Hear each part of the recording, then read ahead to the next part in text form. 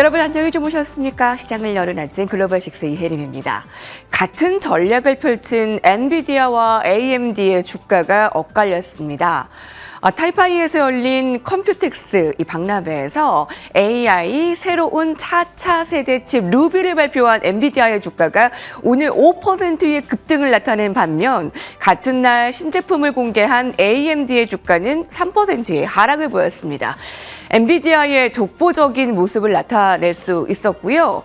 자, 오늘은 또 제조업 지표가 있었습니다. 조금 위축된 모습을 나타내면서 오늘 3대 지수는 혼조세로 거래를 마쳤습니다. 자, 이제 시장은 고용 지표 그리고 발표를 앞두고 조금 긴장감이 있는 모습인데요. 어떠한 분석이 필요할지 클로징 라이브부터 문을 열보도록 하겠습니다. 김태수 외신위원 연결합니다. 위원님 안녕하십니까? 네, 안녕하세요. 네, 오늘은 종목별로 엇갈린 흐름이었고 지표도 발표가 되었는데 어떤 쪽에 좀 특징을 잡아볼 수 있을까요? 네, 일단 지난주까지 5월장은 잘 마무리가 됐습니다. 마지막에 PC 수치 나오면서 물가가 좀 압력이 좀 완화됐다. 이렇게 이제 평가가 되면서 5월장을 모두 이제 상승으로 마감을 하는 모습 보였는데, 그러면서 이제 금리 인하 가능성에 대해서도 9월 달에 인하할 것이다라는 것이 이제 조금 좀 올라가는 이런 모습들을 좀 보였습니다. 근데 이제 지난밤 같은 경우에는 이제 제조업 활동이 조금 약세를 보이는 모습 보였고, 그러면서 이제 미국 국채 수익률이 밤새 하락을 했는데 이런 부분들이 시장을 좀 압박하는 그런 모습을 보였습니다. 전체적으로 엇갈리는 그런 모습이 있었는데 크게 방향성을 잡지는 못하는 그런 모습이었습니다. 지금 10년 만기 국채 수익률 같은 경우에는 4.4%까지 지금 하락하는 이런 모습 보였는데 2% 이상 크게 급락을 했죠. 지금 국채 수익률 하락하면 기술주들이 좀 올라가는 경향이 있었는데 지난밤 같은 경우에는 너무 또 이렇게 하락하다 보니까 전반적으로 경기 회복에 대해서 불투명한 그런 어떤 상황들이 벌어지면서 주가를 밀어 올리지 못하는 그런 모습을 보였습니다. 그리고 지난밤에 있었던 이슈 중에 이제 유가 관련해 가지고 크게 좀 이슈가 있었습니다. 오펙 플러스가 그동안 이제 감산을 계속하고 있었는데 그 부분에 있어 가지고 감산을 유지하는데 추가적으로 됐던 부분에 대해서는 조금 감산을 이제 자발적으로 즉 팔려면 팔아라 이제 이렇게 얘기를 하는 바람에 유가가 좀 공급에 대한 우려가 생기면서 급락하는 모습 보였을 때 2% 이상 이렇게 하락하면서 크루드 오일이 74달러 구간으로 들어가기도 하는 이런 모습을 보였습니다. 종목별로 보면은 게임스탑이 다시 한번 또 급등을 했습니다. 장중 초반에 100% 이렇게 올라갔는데 로링 키티라고 불리는 사람이 이제 개인 투자자 캐스길이라는 사람이 있는데 이 사람이 이제 예전에도 코로나 시절에도 레딧에다가 이제 자기가 실거래하는 거를 올리면서 주가를 조작하는 이런 모습이 좀 있었습니다. 근데 이번에 또 다시 500만 주를 보유하고 있다. 거기에다 이제 콜옵션도 12만 개 가지고 있다. 이렇게 이제 또 게시를 하면서 주가가 급등하는 모습을 보였습니다. 근데 이제 뭐 주가가 이제 너무 급등하다 보니까 잠깐 중단되긴 했었는데 지금 보면은 월가 쪽에서 나온 얘기가 딜에 대해 가지고 뭐 제재가 좀 가해질 것이다 이렇게 얘기가 되면서 마감은 한 20%대에서 이렇게 마감하는 모습을 보였습니다. 문제는 뭐냐면은 회사 측에서 이런 상승을 이용해 가지고 주식 팔아 가지고 막대한 이익을 올리고 있다라는 건데 지난 4월 달에도 좀 굉장히 큰 돈을 벌었거든요. 그래서 회사 측에서 어떤 주식 시장의 수급을 주가가 급등하는 걸 이용해 가지고 이득을 취하는 것이 그다지 좋지 않게 비춰지고 있는 모습입니다. 그리고 델 컴퓨터 같은 경우에는 그동안 계속 좋았다가 지금 보면은 실적 발표하고 나서 AI 서버 판매에 대한 어떤 기대에 못 미치는 그런 매출 이런 것들 때문에 지금 주가가 계속 하락하고 있는데 지난주에 184달러 선 찍고 나가지고 지금 130달러 초반대까지 떨어지고 있는 모습이어서 굉장히 좀 주가가 불안정한 모습을 보이고 있습니다. 그리고 지난밤에 바이오 관련주들이 또 굉장히 또 급등을 보이는 모습이 있었습니다. 이제 스트럭처 세라피틱이라는 회사가 있었는데 이 회사가 기존의 비만 치료제가 이제 일라이릴리 제품이 굉장히 좋다라고 평가가 돼 있었어요. 근데 일라이릴리는 한 6.5% 정도 체중을 감소시키고 이 회사 같은 경우에는 6.9% 정도 체중 감소 효과가 있다. 이렇게 발표하면서 주가가 급등한 50% 이상 급등하는 그런 모습을 보이면서 다른 바이오 관련주들도 또 동반해서 상승하는 따라 올라오는 이런 모습을 보였습니다.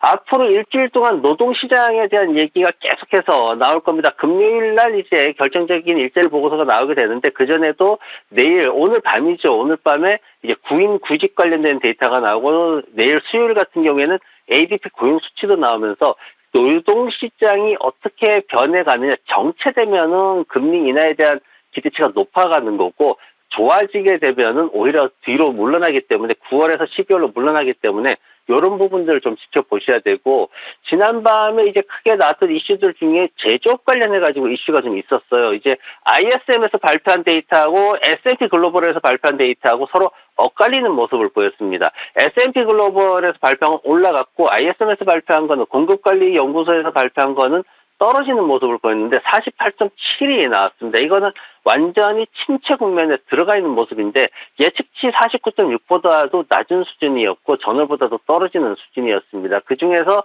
지금 보면 고용지수가 2.5%포인트 상승하는 모습 보였는데, 이런 것들이 이제 금리 인하에 대한 기대감을 갖다 뒤로 후퇴시키는 역할을 하게 되는 거고, 이쪽에서 연구소 쪽에서 얘기하는 거는 기업들이 투자를 꺼려하고 있기 때문에 수요에 대한 문제가 굉장히 어려운 상태다. 이제 이런 얘기를 계속해서 하고 있는 상황이고, 제조업의 이제 GDP 국내 총생산이 55%나 감소했다. 이런 얘기를 하면서 경기 회복에 대한 기대치를 좀 떨어뜨리는 이런 모습이 있었습니다. S&P 글로벌에서 굉장히 51.3으로 굉장히 좋게 나왔는데, 이 부분에 대해서 가중치를 주지 않는 거는 뭐냐면은 바로 기업들이 판매 가격을 인상했다는 겁니다. 투입 비용이 1년 만에 가장 빠르게 상승했다는 그런 부분이 있어가지고, 물가가 상승을 하기 때문에 제조업이 아무리 데이터가 좋게 나와도 이 데이터에 대해서 긍정적으로 해석하지 못하는 그런 상황이 있었습니다. 네. 오늘 WTI도 굉장히 좀 급락세를 보이면서 또 주목할 만합니다. 이 오펙 플러스가 자발적인 감산, 이제 3개월 연장에도 불구하고 이제 자발적인 축소로 이견이 모아지면서 좀 불안한 모습을 나타냈고요. 오전에는 해프닝도 있었습니다. 버크셔 해서웨이의 주가가 100% 가까이 급락으로 표시되는 상황이었는데 결국에 전산 오류였고요. 자, 오늘 많은 일들이 뉴욕 증시에서 있었네요.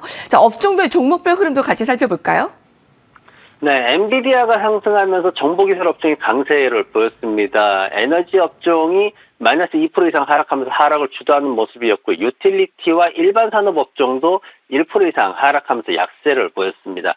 에너지 업종은 일반적으로는 이제 장비 쪽하고 정유 이렇게 두 개로 나뉘는 그 산업들이 나뉘게 되는데, 세부적으로 보면은 탐사, 투자, 채굴, 장비, 정유 이렇게 5개 산업으로 구분을 할 수가 있습니다. 지난밤에 유가 하락에 의해서 정유사들의 주가가 크게 하락하는 모습 보였는데, 지금 이제 시장에서 나온 얘기, 오펙에서 감산 정책을 일부 철회했다라는 얘기가 있었어요. 뭐냐면은 기존의 360만 배럴에 대해서는 이제 감산을 연말까지 연장을 하는데, 추가적으로 있었던 220만 배럴에 대해서는 이거를 갖다 자발적으로 해라, 이렇게 얘기가 나왔습니다. 그러면 자발적으로 한다는 얘기는 결국은 팔려는 사람은 팔으라는 거기 때문에 시장에서 공급량이 하루에 220만 배럴 더 추가된다는 얘기고, 그리고 또 하나 문제됐던 거는 미국의 휘발유 가격이 굉장히 빠르게 떨어지고 있습니다. 그러다 보니까 국제 유가가 하락하는데 또 압박을 계속해서 가하고 있고, 그러면서 시장에서 수요가 전반적으로 기대치보다는 계속해서 좀 약한 수준에 머물러 있기 때문에 수요 약한 부분, 그리고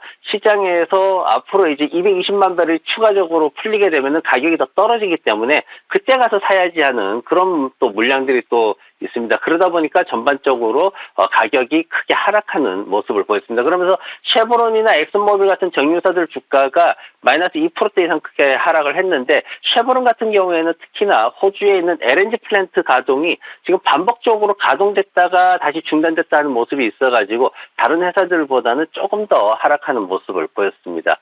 지난밤에 엔비디아 주가가 잘 올랐습니다. 다시 올랐는데 루빈이라는 새로운 신제품을 갖다가 공개를 했습니다. 이게 이제 내년에 2025년도에 이제 기본 그 버전을 출시를 하고 나가지고 2026년도에 본격적으로 이제 신제품이 출시가 된다. 이제 이렇게 계획을 세웠는데, 지금 현재 블랙웰 제품이 잘 팔리고 있죠. 여기에 후속 제품으로 지금 준비를 하고 있다, 이렇게 평가가 됐습니다. 그래서 요 소식이 나오면서 엔비디아에 대해서 주목하고 있는 게 뭐냐면은, 지금 시가총액이 3위 기업인데 그러면 2등으로 올라가지 않겠냐, 한 2026년도쯤에는 정말 2등으로 올라갈 수 있지 않냐, 지금 이 얘기가 나오면서 엔비디아에 대해서 기대치를 좀 높이는 모습이었고, AMD가 지금 신제품을 같이 출시를 했어요. 2026년도에 MI400 나올 거다, 이제 그렇게 또 출시를 했는데, 발표를 했는데 주가 주가는 이제 상상하지 못했죠. 왜냐면은, 엔비디아 제품의 어떤 기대치보다도 좀 못 미치기 때문에 주가가 오히려 하락하는 이런 모습을 보였습니다.